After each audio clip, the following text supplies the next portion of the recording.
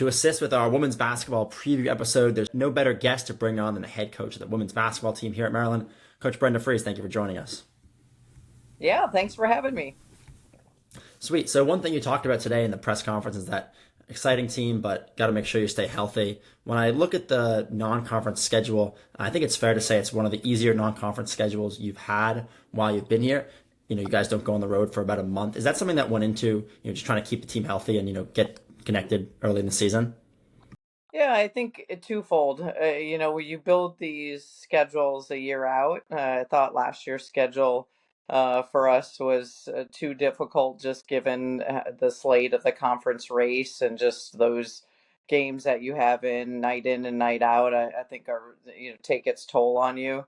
And we didn't get as much experience out of our bench and our young kids, throughout that. So it's always just, I think, evaluating and figuring out where you can, gain that experience in your non-conference because we know what the conference is going to look like.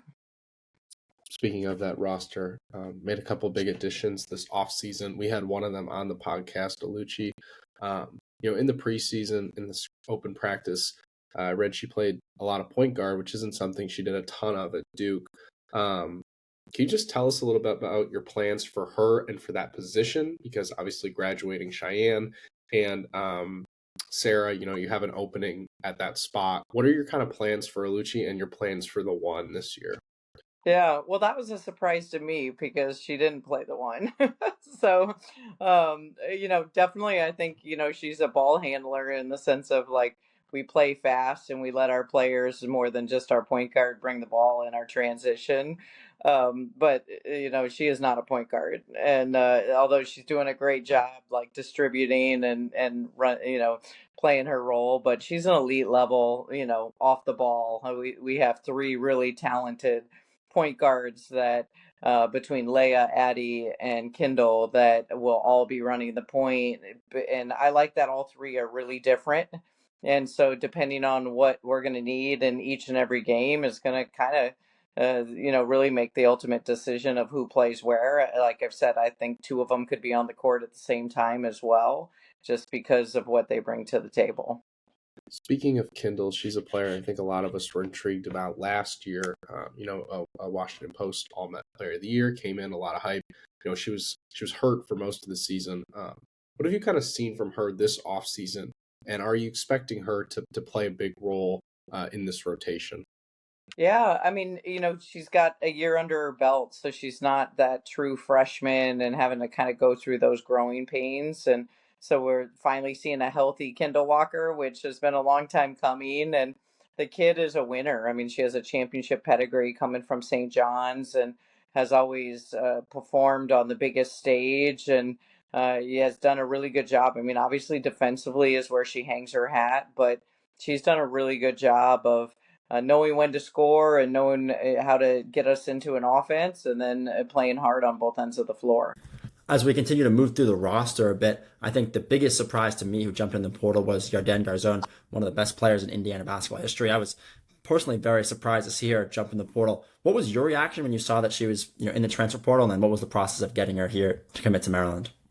She was always a player that was on my radar of just how talented of a player she is. I mean, obviously we got 3 years to be able to watch her, and was the all-time leading, 3-point shooter in Indiana's history. So she brings, for us, just that opportunity to, knock down shots and, be able to spread the floor, for us within our offense. Before we get back to the show, here's a quick word from our sponsor. The Catalyst to the Game is brought to you by Catalyst Hot Dogs. Catalyst brought the Jersey Dog to the DMV, featuring premium dry-aged Black Angus all-beef hot dogs made in Maryland, served with handmade toppings including hot onions, relish, and their signature Texas chili sauce.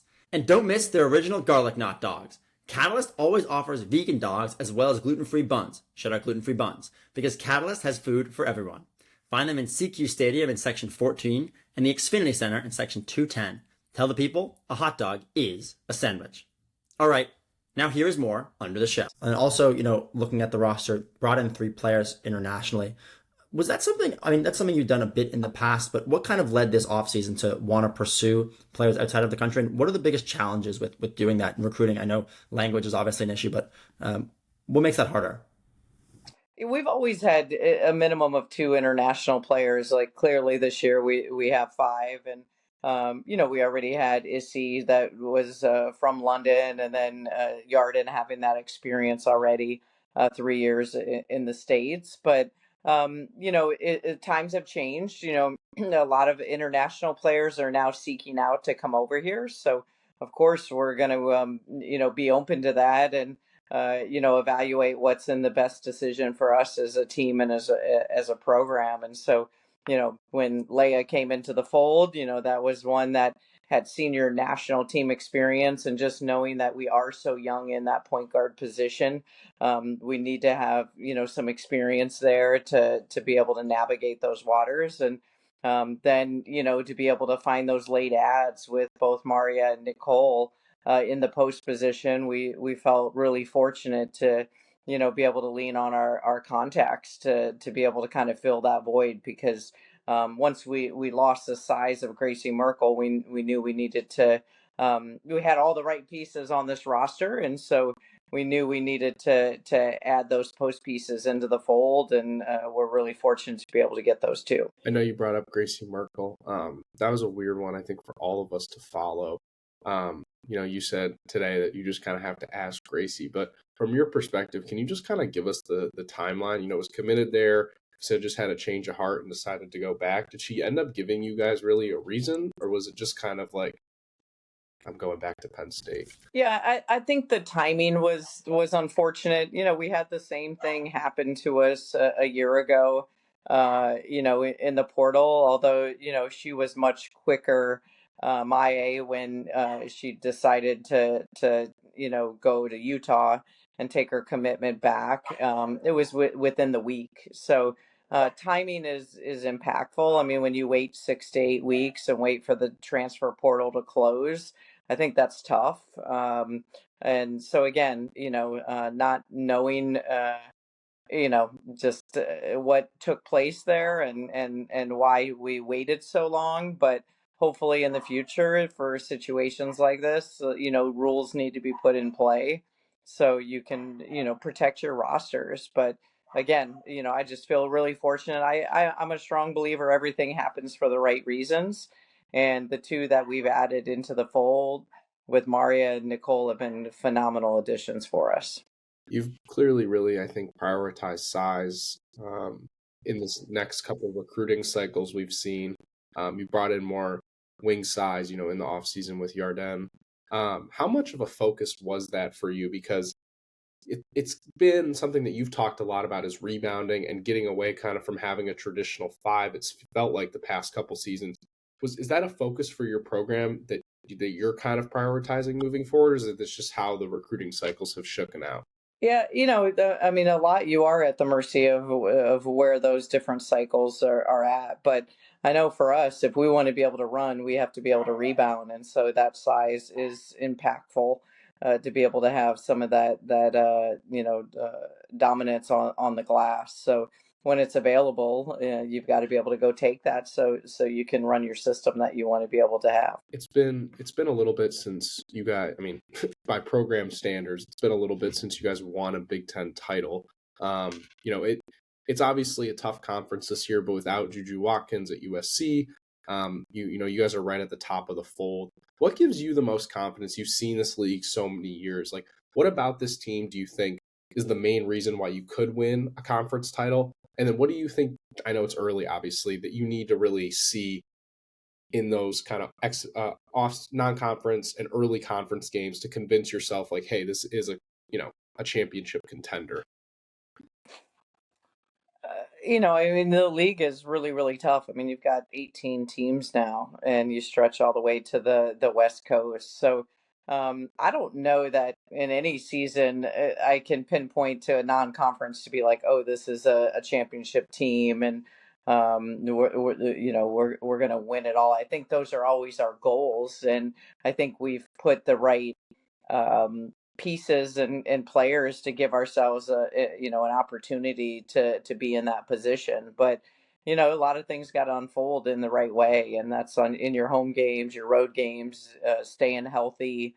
We were rolling last year in the non-conference, and then our biggest stretch of games in January, we had back-to-back injuries between Bree McDaniel and Cheyenne Sellers that impacted us significantly. So you just all you can do is our standard is our standard. We know what it takes to get there. We know how to coach to prepare them, and the rest your team has to figure out between their chemistry as well as just being able to stay healthy. You mentioned her. What's Bree McDaniel's timeline right now? Really day to day. I mean, she had surgery late January, so typically ACL's full recovery is a year, and can be anywhere from 9 to 10 months to a year. But she's right now shooting and in drills, but nothing with contact. So you've just got to be able to really evaluate and be smart with her return to play. Obviously that's you'll see what kind of happens there with her. One thing that also happened in the offseason was losing one of the assistant coaches, Karen Blair. What was kind of the reaction to that? Did you know that she was looking for a head coaching job? And then what do you think it's going to be on the sidelines like with what's it going to be like on the sidelines without her? Yeah. Karen's, continue, our program has always put her in position.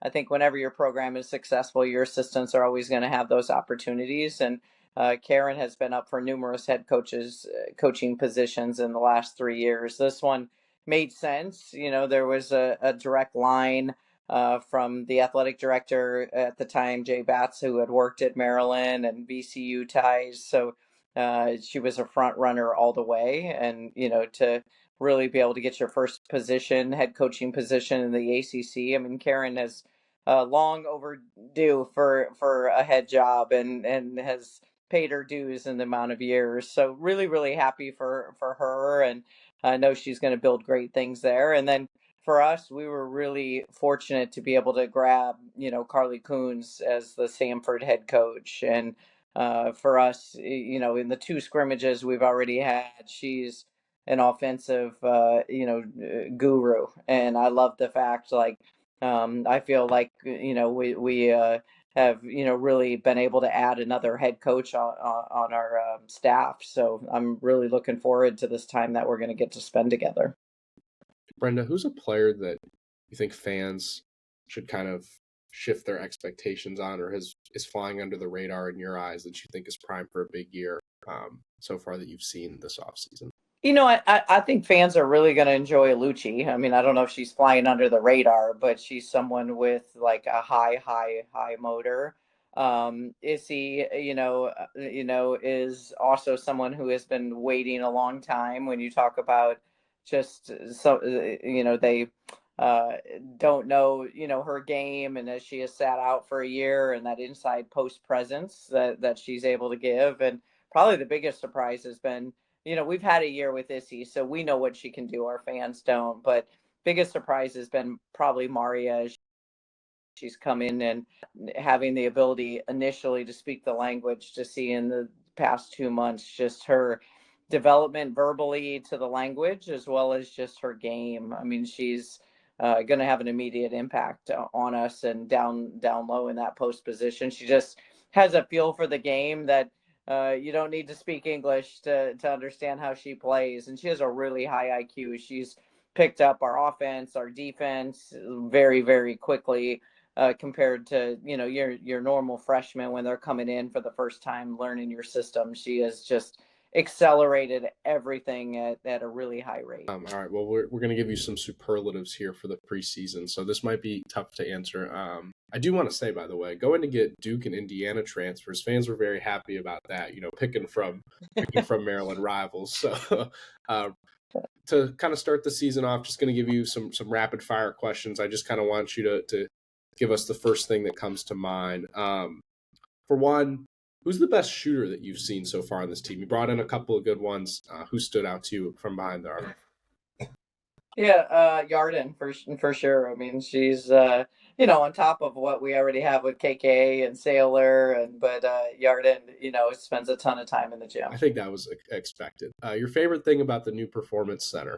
People would probably laugh. I like the ice bath. It's probably the worst thing for the players, but I have to say I enjoy using them. But I think what I cherish the most is just seeing how much time the players are spending in there. And I'd probably put ahead of the ice bath my office. It feels like just a second home to me.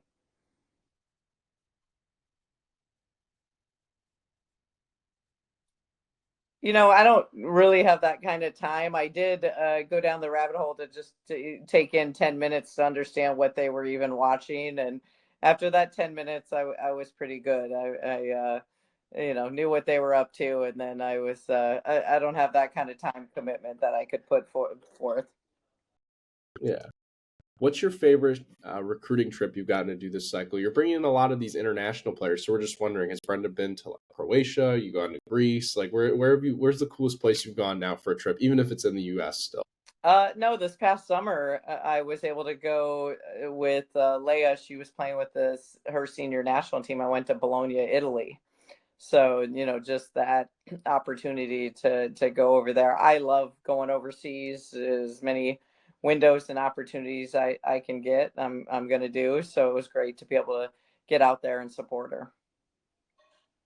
Who do you think will this team's leading scorer be? I mean, Kayleen obviously coming back is the obvious answer, but would your pick be her again, or do you think there's another candidate that could emerge? I don't know that I would predict. This team is a lot. I think you're going to see a different score every night in terms of a high score. I think you're going to see 3 to 4 to 5 players every night average in double figures, and I think that's going to go back and forth depending on what a matchup looks like in games. So, and I think that's the beauty of a championship team, that you're not going to rely solely on one player to be kind of shouldering that load. So I think we have a lot of great options. I mean, Aluchi Okanawa in our first 2 scrimmages has been our leading scorer.